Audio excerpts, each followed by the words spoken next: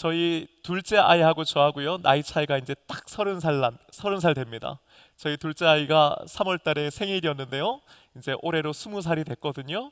근데 이 녀석이 저한테 전화해가지고 이런 얘기를 하는 거예요. 아빠, 어, 50살이 되니까 기분이 어떠냐는 거예요, 저보고. 내가 그걸 왜 묻냐 그랬더니, 20살 이번에 생일이 되는데 예전 같으면 그냥 생일 하니까 마음이 이렇게 들뜨고 축하받을 거 생각해서 기분이 좋았는데, 20살 생일이 된다고 하니까 마음이 너무 이상하다는 거예요. 그래서 내가 왜 이상해 그랬더니, 아빠 앞으로는 내 인생에 대해서 더 진지하게 고민해봐야 될 것 같아요 그러더라고요. 그래서 제가, 야, 너 이제 드디어 철들었구나, 제가 그런 생각했습니다. 뭡니까 여러분, 어렸을 적에는요, 그냥 생일이 돌아오는 것 자체가 좋은 거예요. 왜 그래요? 축하받으니까요, 선물 받으니까요. 그런데 어느 순간 인생에 대해서, 삶에 대해서, 그리고 생일이라고 하는 것, 태어났다라고 하는 것에 대해서 생각하고 되니까, 그냥 단순히 축하받고 선물 받는 날이 아니라 자신의 인생을 돌아보고 앞으로 내가 어떻게 살아야 되는가를 고민하고 생각하고 기도하는 날이구나라고 하는 것을 저희 둘째 아이가 20살 때 그걸 깨달은 거예요. 얼마나 감사한지 모릅니다. 제가 몇 해 전에 70이 넘으신 한 여자 집사님과 그 생일에 대한 얘기를 나눈 적이 있어요. 제가 생일을 맞아가지고, 집사님 어떻게 가족들하고 좋은 시간 보내셨어요? 그랬더니요, 그 집사님이 저한테 뭐라고 말씀하시냐면은, 목사님 이제는 생일이 돌아와서 기쁜 것보다는 마음이 무거워요 그러시더라고요. 그래서 제가, 왜요 집사님? 그랬더니 그분이 이런 얘기 하시는 거예요. 어느 해인가부터 살아온 날보다는 이제 살 날이 이제 점점 줄어드니까, 이렇게 생일이 매번 돌아온다라고 하는 것이 삶에 대한 축하와 감탄보다는 앞으로 남은 날을 어떻게 살아야 될 것인가라고 하는 생각들, 동시에 지금까지 내가 살아온 날들을 잘 살아왔나 반성하는 날이 된다라고 하는 말씀을 하시더라고요. 그러면서 특히나 그 해가 좀 집사님 가정에 어려움들이 많았거든요. 아마 그러니까 마음 편하게 이 생일을 축하하지 못하시는 것 아닌가 하는 생각이 들었습니다. 그래서 제가 집사님께 그랬어요. 집사님, 생일이 물론 태어남에 대한 축하와 감사의 날이기도 하지만은, 집사님 말씀처럼 동시에 지금 내가 어떻게 살고 있는가, 또 앞으로 어떻게 살아야 되는가를 생각해보고 또 반성하는 날이니까, 그런 의미에서는 집사님 누구보다도 생일의 의미를 잘 알고 보내시고 계시는 거예요. 잘 하신 거예요. 제가 말씀드렸던 적이 있습니다. 여러분, 생일은요, 매년 돌아오지요.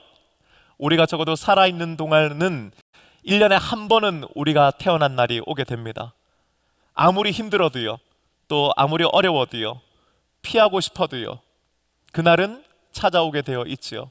반대로요, 생일이니까 좋은 거니까 이왕이면요 1년에 2번, 3번 있으면 좋겠다, 아무리 그렇게 생각해도 역시나 한 번밖에는 돌아오지 않는 게 또 생일인 것 같습니다.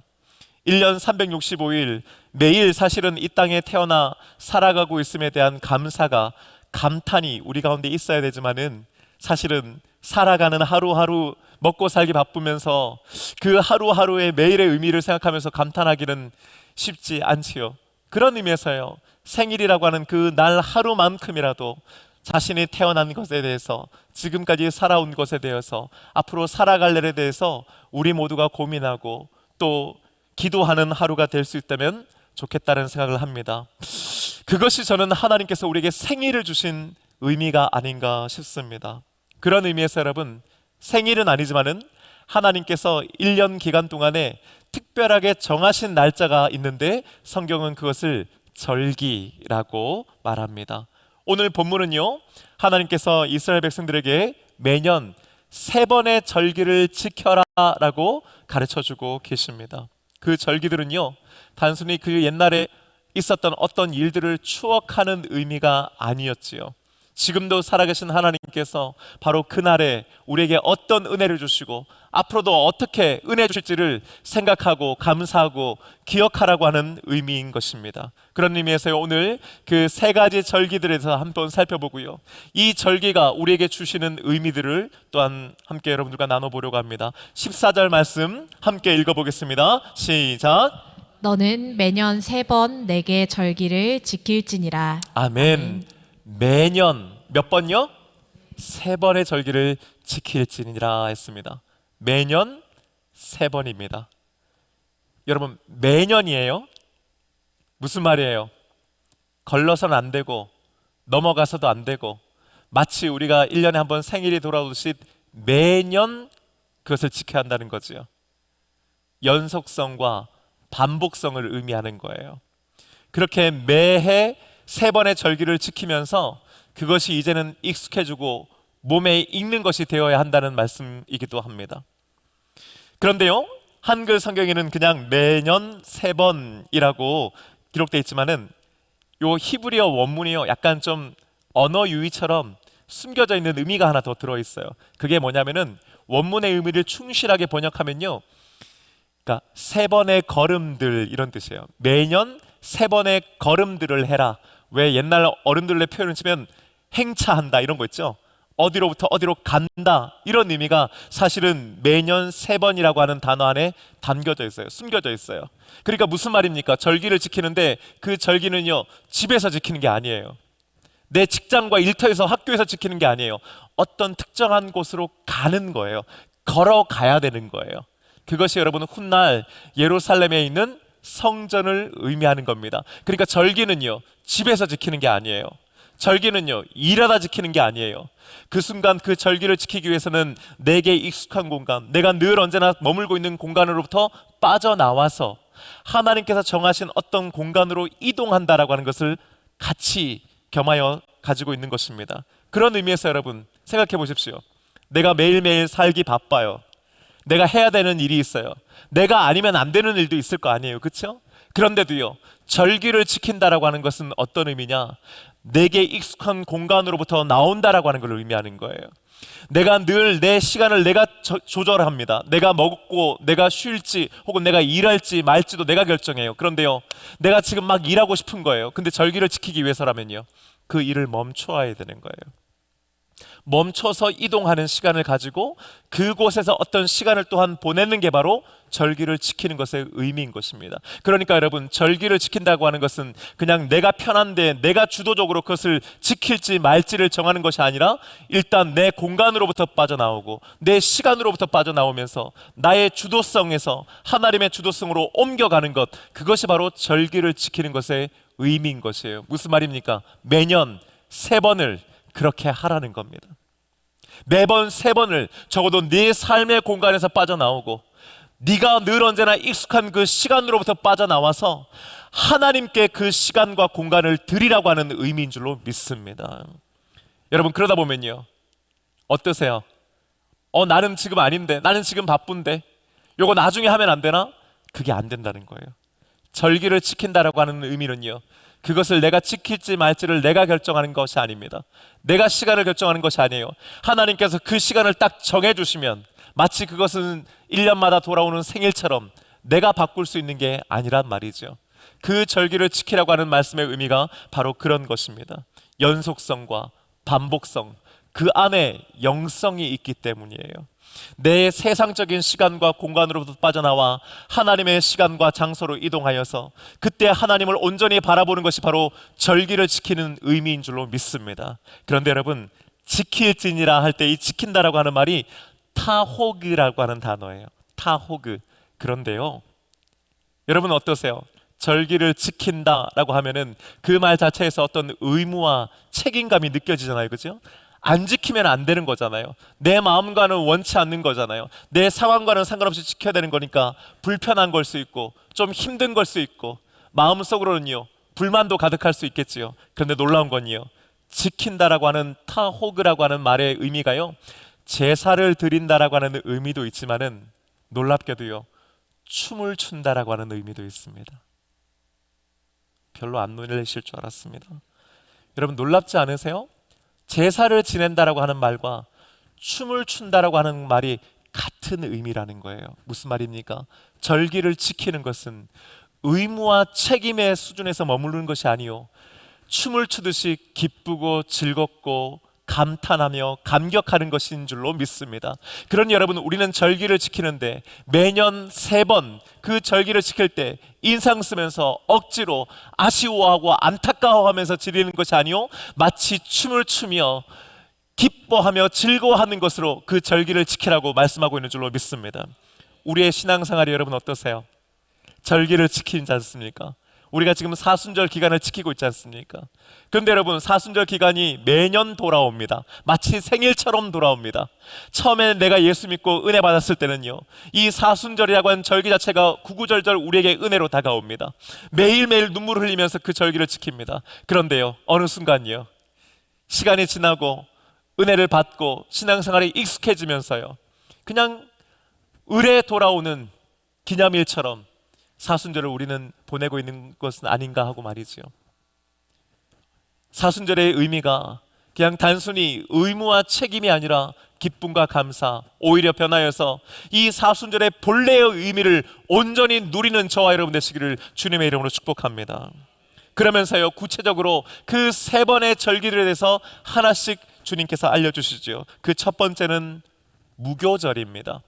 이 무교절이라고 하는 말은요, 원문 그대로를 보면은 무교병의 절기, 무교병의 날들 이라는 뜻이에요. 무교병이라고 하는 것은 뭡니까? 누룩을 넣지 않는 빵을 의미하는 거죠. 누룩을 넣지 않는 빵. 그러니까 우리로 치면요, 이스트, 효모를 넣지 않는 빵이라는 거 하는 거예요. 여러분, 제가 한국에 와 보니까요, 파리바게트, 뚜레드루 빵집마다 빵이 왜 이렇게 맛있는지 몰라요. 미국의 빵집들은 여러분 저리 가라더라고요.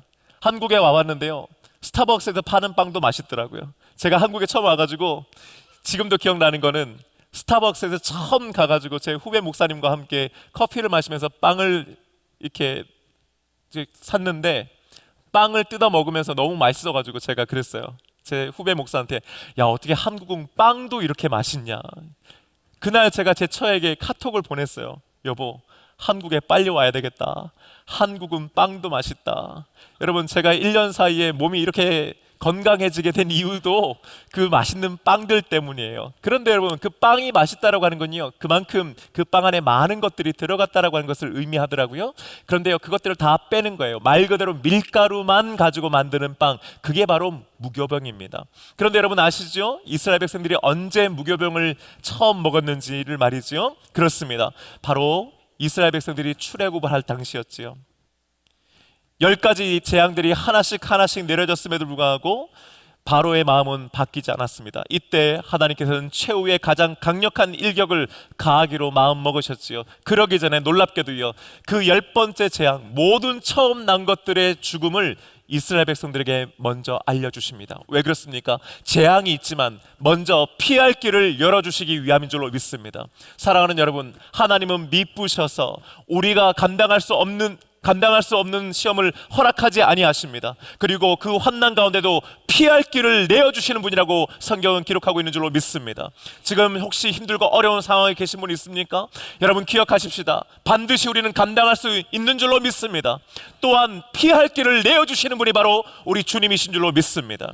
그렇습니다. 속절없이 당하는 것이 아니요, 하나님께서는 이스라엘 백성들에게 먼저 피할 길을 열어주셨습니다. 그것이 뭐였습니까? 어린 양을 잡아 그 피를 바로 문설주와 문지방에 바르는 것이었습니다. 그것을 보았을 때에 주의 사자가 그 집을 뛰어넘었다, 그 집을 넘어섰다 해서 유월절, 넘어간다라고 하는 뜻을 가지고 있는 것이지요. 그날 밤 모든 이집트에 처음 난 것들이 다 죽음당하였으나 오직 그 어린 양의 피를 바른 이스라엘 민족의 집안은 그 죽음의 사신이 넘어가게 된 줄로 믿습니다. 생명을 보존하게 된 것입니다. 바로 그때 여러분, 이제 준비가 된 거죠. 떠날 준비였습니다. 그 떠날 준비는요, 내일로 미룰 수 없는 것이었어요. 바로 그날 밤에 행해져야 되는 것이었습니다. 그런데요, 빈속으로 그냥 다는 것이 아니고 주님께서는 그들에게 먹을 양식을 허락하여 주셨습니다. 그게 바로 무교병입니다.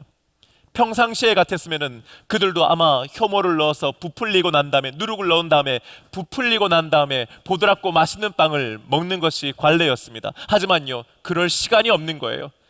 누룩을 넣어서 그걸 발효시킬 만한 시간을 보내지 않기를 원하셨던 겁니다. 즉시 하기를 원하셨던 겁니다. 빠르게 먹고 나가기를 원하셨던 겁니다. 그래서 그들이 무교병을 먹였던 것입니다. 여러분, 놀라운 것은요, 이 유월절의 첫날이 바로 무교절입니다. 그러니까 유월절은요, 무교절 7일 중에 첫날이었던 거예요. 그리고 그 7일 동안 계속해서 무교병을 먹었던 겁니다. 그걸 바로 무교절이라고 해서 지켰던 것이죠. 왜 하나님께서는 이들에게 무교절을 지키게 하셨던 걸까요? 그렇습니다. 기억하라는 겁니다. 잊어버리지 말라는 겁니다. 너희들이 과거에 어떤 사람들이었고 어떤 일을 겪었으며 어떤 일을 통해서 오늘날까지 오게 되었는지를 기억하라고 하는 의미인 것인 줄로 믿습니다. 사랑하는 여러분, 지금은요 우리가 다 주님의 백성이요 성도요 거룩한 자들입니다. 이렇게 예배드리고 있습니다. 금요일 밤에도 나와서 은혜를 구하는 자들입니다. 하지만 여러분, 원래부터 우리가 그러지는 않았던 것 아시지요? 우리는 죄와 허물로 죽었던 자들이요 원래 본질상 진노의 자녀였다라고 하는 것을 우리는 기억해야 합니다. 왜 그렇습니까? 바로 그럴 때에, 우리가 원래 어떤 존재인지를 알 때에 그 존재로부터 우리를 구원하여 하나님 자녀 삼아주신 그 은혜에 감사하고 감격할 수 있기 때문인 줄로 믿습니다. 그들이 무교절을 지킬 때마다 그들은 기억한 겁니다. 지금 비록 우리들은 이렇게 자유의 몸이고 우리는 젖과 꿀이는 가나안 땅을 향해 가고 있으며 언젠가 하나님께서 허락하시는 그 땅에 들어가 정착해 살게 되겠지만은 늘 언제나 이 무교절을 지킬 때마다 원래 우리가 어떤 사람이었는지를 기억하는 겁니다. 애굽 땅에서 종살이하 했던 사람들, 노예의 신분이었다는 것을 잊지 말아야 한다는 것이지요. 그때는 하나님의 백성이 아니었고 바로의 백성으로 살았으며 늘 언제나 억압받고 얻어터지면서 눈물과 부르짐으로 한숨으로 살았던 인생이라고 하는 것을 기억하기를 주님은 원하셨던 것입니다. 동시에 그날 밤 처음 난 모든 것들이 희생당하는 그날 밤에 주님께서 어린 양 보혈의 피로 말미암아 그들 모두를 살려주셨다고 하는 사실도 잊지 말고 기억하기를 주님은 바라셨던 것입니다. 누룩은요 성경에서요 죄와 교만과 허위와 허세를 의미하는 것입니다. 왜 하필 무교병을 먹어야 하는 것입니까? 그렇습니다. 하나님 앞에서 부풀리지 말라는 겁니다. 있는 척하지 말라는 겁니다. 괜찮은 척하지 말라는 것입니다. 하나님 앞에 우리 자신을 부풀리지 말고 있는 그들의 모습으로 우리의 연약함을 가지고 우리의 딱딱한 심령을 가지고 주님 앞에 나아갈 때에 주님께서 그것을 만져주시는 줄로 믿습니다. 죄와 타협하지 않는 순전함과 거룩함입니다. 여러분, 우리 신앙생활에 자꾸 무언가가 들어가면 안 됩니다. 초대교회는 예수 그리스도의 복음으로 세워진 신앙의 공동체였습니다. 주 예수를 믿으라 그리하면 너와 내 집이 구원을 얻는다고 하는 그 믿음의 고백으로 모인 신앙의 공동체가 바로 초대교회였습니다. 하지만 여러분, 그렇게 예수 그리스도의 보혈과 죽으심과 부활하심으로 그 믿음으로 세워졌던 초대교회에 자꾸 율법이 들어옵니다. 자꾸 세상적인 것들이 들어옵니다. 영지주의와 가짜들이 들어오기 시작하는 겁니다.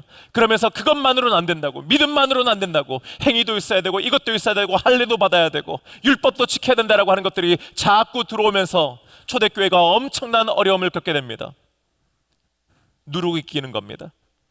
그것들로 통해서 하나님께 영광을 올려드리고 그것들이 구원의 전제라고 자꾸 이야기하는 사람들이 생겼습니다. 사도 바울은 그들을 향해서 거짓 선지자다라고 얘기하고, 내가 너희들에게 가르쳐준 복음 외에 다른 어떠한 것들 조금이라도 더한다면 그들은 반드시 심판받는다라고 하는 준엄한 경고의 말씀도 하게 되었던 것입니다. 사랑하는 여러분, 어떻습니까?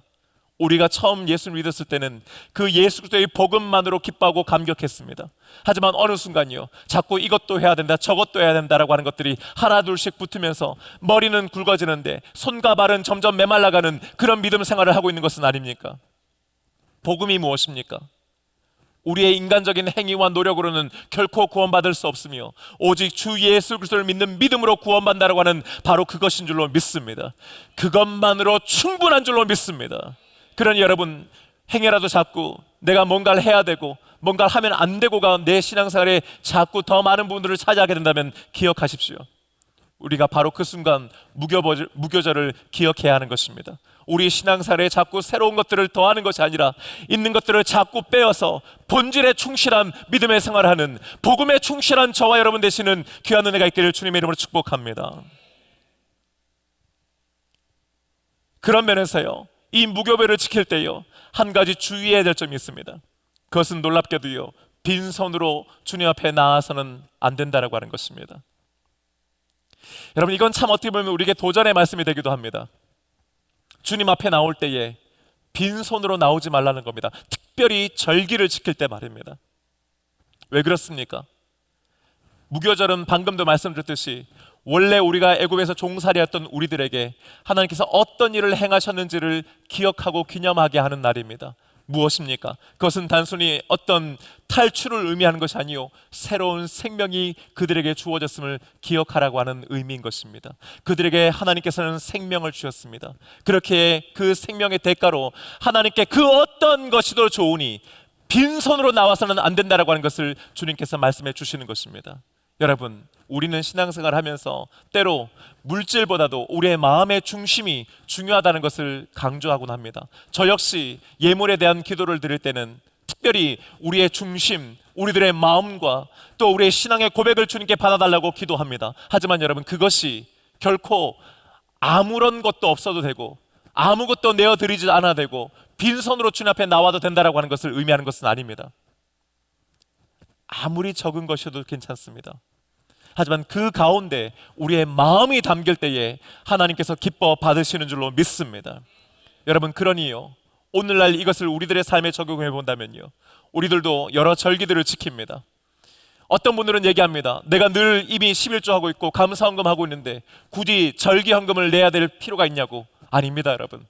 그 절기를 지킬 때 빈손으로 나오지 아니하고 하나님께 귀한 예물을 드려야 한다고 성경 말씀은, 아니, 하나님은 우리에게 말씀하고 있는 줄로 믿습니다.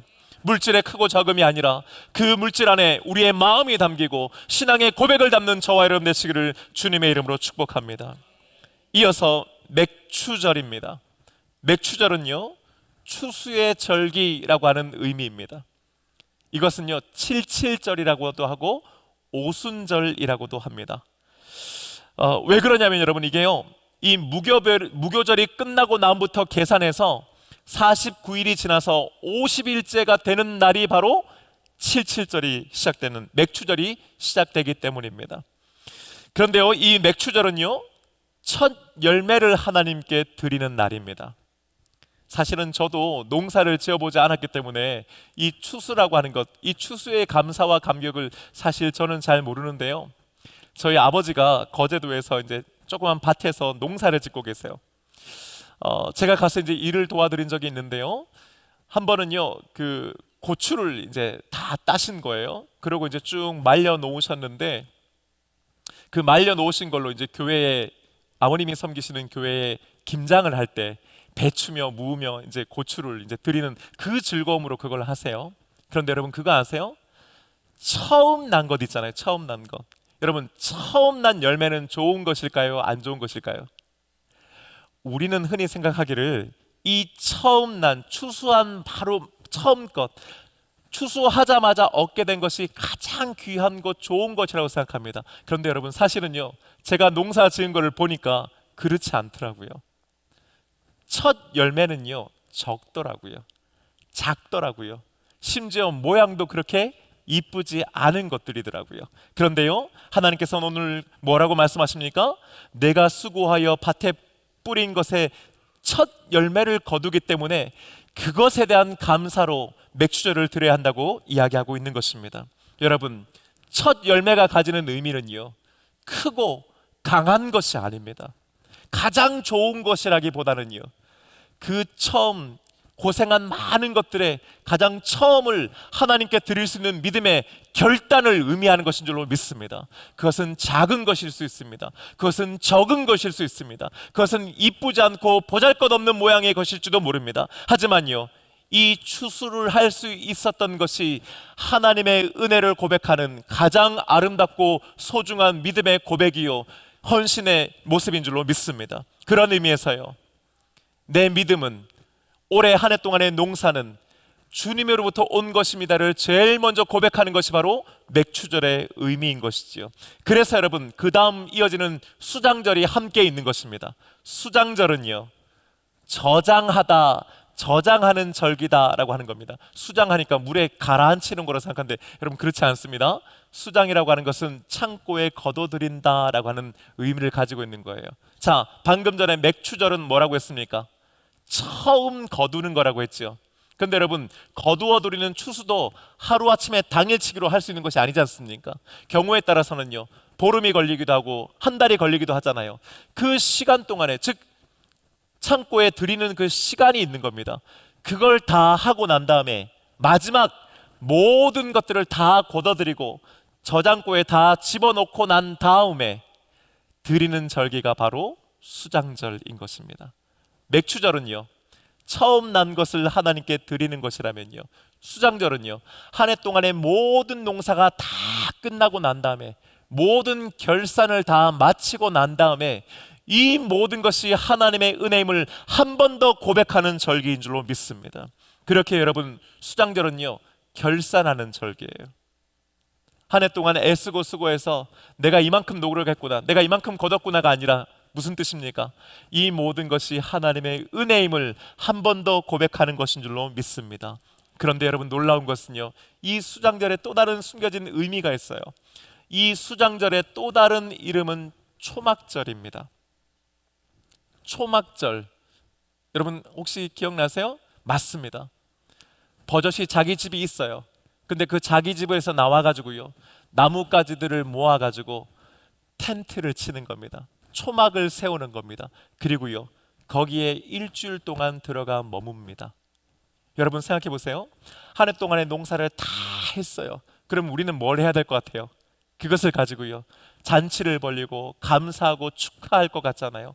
그런데요, 하나님께서는요, 그게 아니고요, 한 해 동안 다 거둬들인 바로 그 순간에 다시 광야로 나가게끔 하시는 겁니다.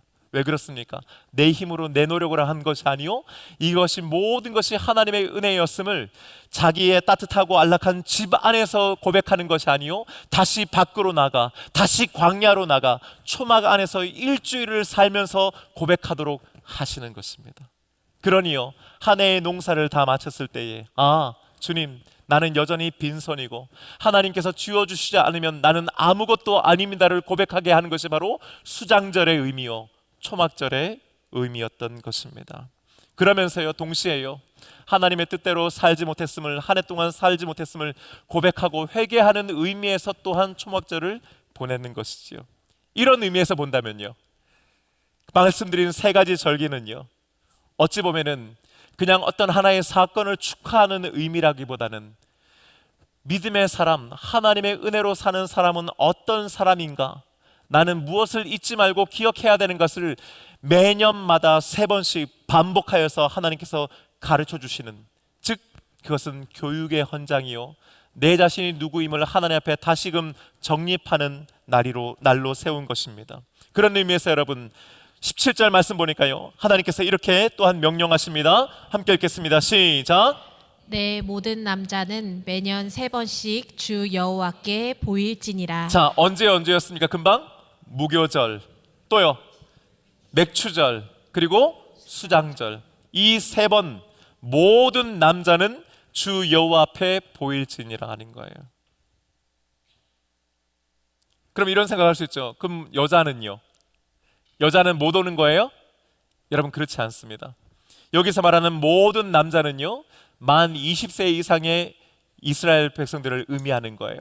그런데 여기서 말하는 모든 남자는 주 여호와 앞에 보일지라 하고 하는 것은, 그러니까 그 남자들을 빼고 아무도 와서는 안 된다라고 하는 의미가 아니고요, 누구든지 올 수 있고 누구든지 와도 되지만은 특별히 만 20세 이상의 남자들은 반드시 의무적으로 주님 앞에 나와야 된다라고 하는 의미인 것입니다.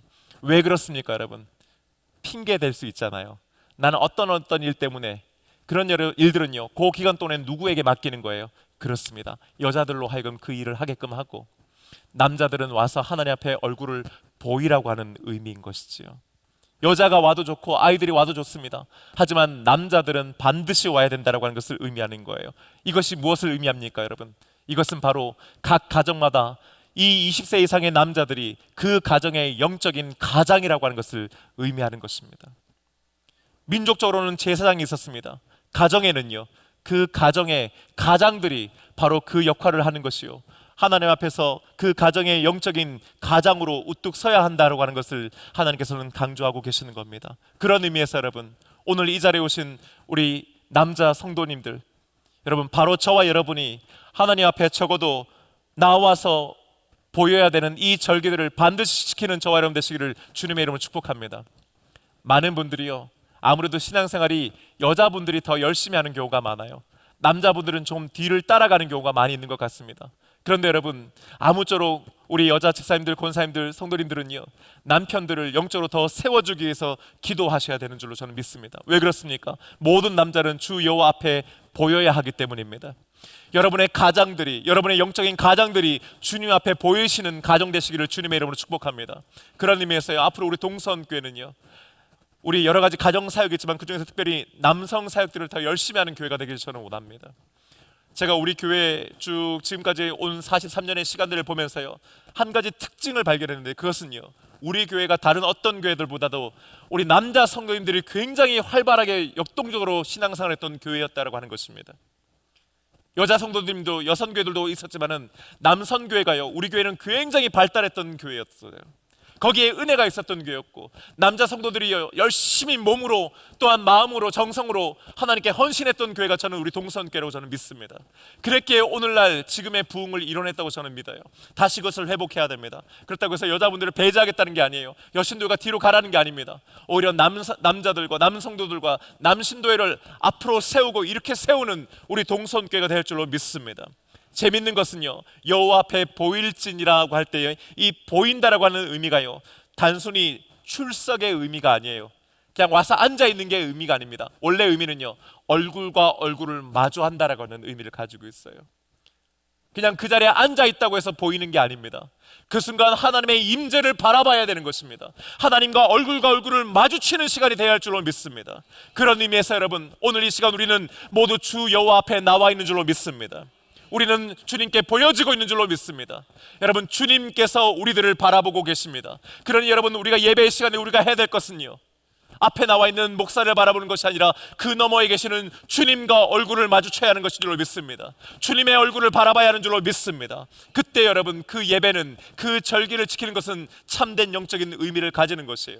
이 자리에 앉아 있다고 해서 예배 드리는 거 아닙니다. 이 자리에 있다고 해서 우리 모두가 은혜 받는 것 아닙니다. 이 자리에 나왔을 때에 주님의 얼굴을 바라보는 저와 여러분 되시기를 주님의 이름으로 축복합니다. 또한 여러분, 절기를 지킬 때에 조심해야 되는 주의할 점들이 18절과 19절에 있죠. 함께 읽어보겠습니다. 너는 내 제물의 피를 유교병과 함께 드리지 말며 내 절기 제물의 기름을 아침까지 남겨두지 말지니라. 내 토지에서 처음 거둔 열매에 가장 좋은 것을 가져다가 너의 하나님 여호와의 전에 드릴지니라. 너는 염소 새끼를 그 어미의 젖으로 삼지 말지니라. 아멘. 여러분, 이상하지 않아요? 여러 가지 많이 주의할 것들이 있을 것 같은데 왜 하필 이런 것들일까 하는 거예요. 다른 여러 가지 것들도 있지만은 특별히 조심해야 되는 것은요, 제물의 피를 유교병과 함께 드리지 않는 것입니다. 여러분, 아까 제가 말씀드렸죠. 유교병과 무교병의 차이, 그리고 이 무교병이 가지고 있는 의미를 말이죠. 하나님께 제물의 피는요, 하나님께만 드려지는 겁니다. 피는요, 함부로 할 수 없는 거예요. 그 피는 곧 생명을 의미하기 때문에 그것은 온전히 하나님께 드려졌습니다. 자, 그런데 그것과 함께 뭐를 함께 드리지 말라고요? 유교병, 부풀리는 것, 있어 보이게 하는 것, 괜찮아 보이게 하는 것들을 그 옆에 두지 말라는 거예요. 순수하게 온전히 우리 자신의 생명만을 하나님께 드리라고 하는 의미인 것입니다. 즉, 하나님께 드려짐에 있어서 인간적인 것들, 세상적인 것들이 함께 섞이지 아니하고 온전히 주님의 것을 주님께 드리는 예배가 되는 것을 강조하고 있는 것입니다. 또한 동시에요, 절기 제물의 기름을 아침까지 두지 말라고 하는 거예요. 여러분, 오늘날은요, 기름을 덜어내고 먹잖아요. 우리가 고기를 먹을 때, 그렇죠? 기름은 뭐 먹으면서 콜레스테롤, 지방 이런 걸 생각하잖아요. 그런데 여러분, 이때 당시에 이 기름이라고 하는 것은요, 가장 좋은 살코기와 함께 더불어서 가장 귀한 것으로 여겨졌습니다. 그래서 이 기름 역시요, 하나님께 드려져야 되는 것이었어요. 그런데요, 이것이 어떻게 된다고요? 아침까지 남는다라고 하는 것은 뭘 의미하는 겁니까? 온전히 모든 것이 하나님께 드려지지 않았다라고 하는 것을 한 가지 의미하는 것이고요, 동시에 어떤 의도를 가지고 있는 겁니다. 하나님께 가장 귀한 것을 다 드리지 않고 남겨두는 것, 즉 자기가 임의대로 그것을 유용하려고 하는 위험이 거기에 담겨져 있는 것이죠. 그러니 뭡니까? 그 기름을 아침까지 남겨두지 말라고 하는 것은요, 그날 그 제사 안에 온전히 태워 하나님께 전부를 드리라고 하는 의미인 동시에 그 하나님의 하나님께 드려져야 되는 것들을 네 임의로 빼돌리지 말고 네가 임의로 사용하려고 마음먹지 말라라고 하는 것을 의미하는 것입니다. 즉 18절의 의미는요, 제물의 피 그리고 제물의 기름, 온전히 하나님께 드려야 되는 것들을 하나님께 드려야 한다라고 하는 의미인 것입니다. 19절에는요, 또한 동시에요, 하나님께 드려야 되는 것이 있습니다. 내 토지에서 처음 거둔 열매에 가장 좋은 것을 가져다가. 여러분 기억하십시오. 단순히 처음 거라고 해서 아무런 것이나 이미 것이나 들은 것이 아닙니다. 그 중에서요, 가장 좋은 것을 골라내야 되는 것이고 가장 좋은 것을 하나님께 드려야 한다는 것입니다. 제가 아까 전에 말씀드렸죠. 처음 추수를 하면요, 그 중에서 그렇게 좋은 것은 없을 수 있어요.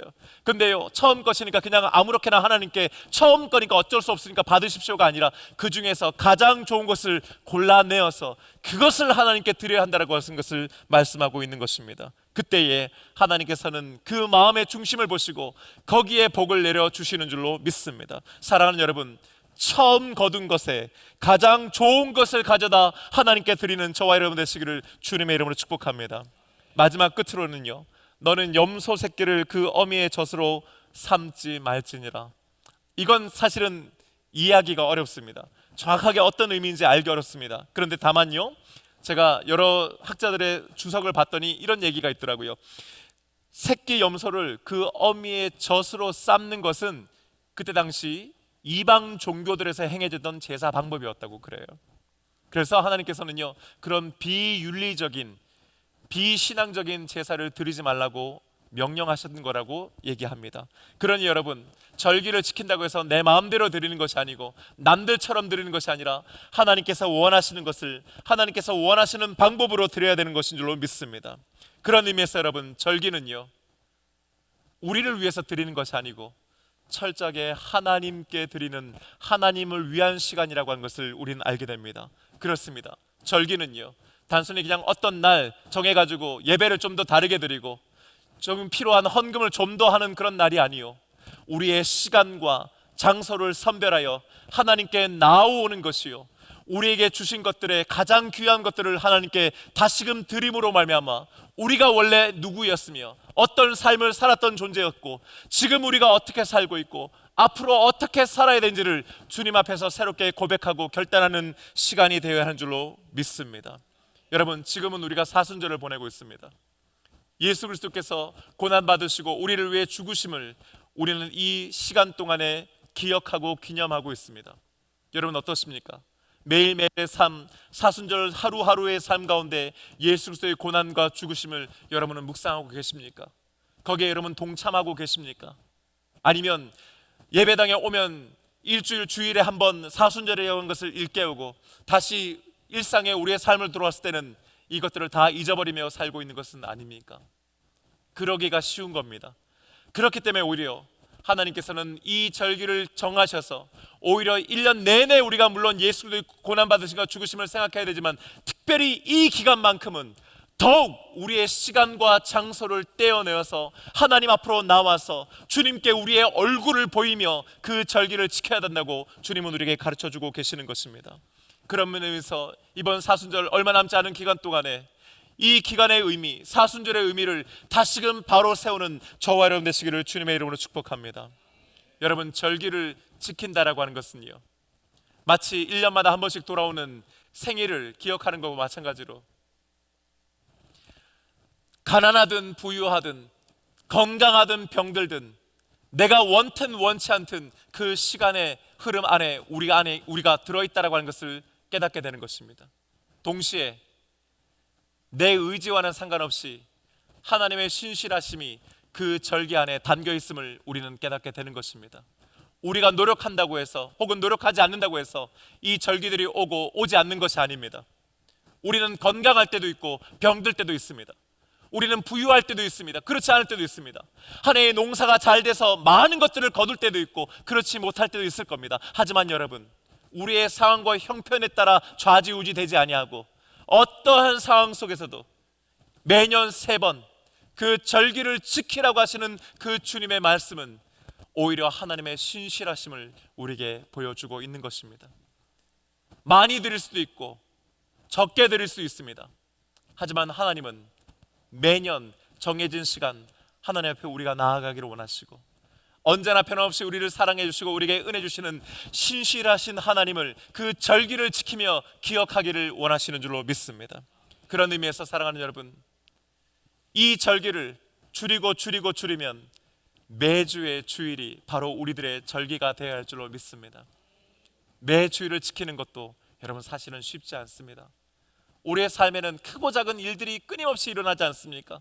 때로는 우리가 몸이 아프기도 하고요, 또한 우리 가족이 아프기도 합니다. 그러면서도요, 매 주일의 절기인 주일을 지켜나갈 때에 그 주일이 돌아오는 것으로 인해 기뻐하고 감사하며 하나님 앞에 나오는 저와 여러분 되시기를 주님의 이름으로 축복합니다. 늘 언제나 당연하다 생각하는 이번 주일의 예배가 어쩌면 여러분 우리 삶의 마지막 예배가 될 수 있다는 것을 여러분 기억하십시오. 반대로 지금까지 우리가 수많은 우여곡절에도 불구하고 매 주일의 예배를 지켜올 수 있었던 것은 우리 자신의 성실함이 아니요 하나님의 신실하심 때문이었다는 것을 우리는 기억해야 할 줄로 믿습니다. 그리하여서 하나님 나라 가는 그날까지 우리에게 주신 이 절기들 또한 매 주일의 예배를 지켜나가는 저와 여러분 되시기를 주님의 이름으로 축복합니다. 이제 우리 다 함께 자리에서 일어나셔서요, 아까 전에 우리 함께 찬양했지만은 다시 한번 결단 찬송으로 이 찬양하기를 원합니다.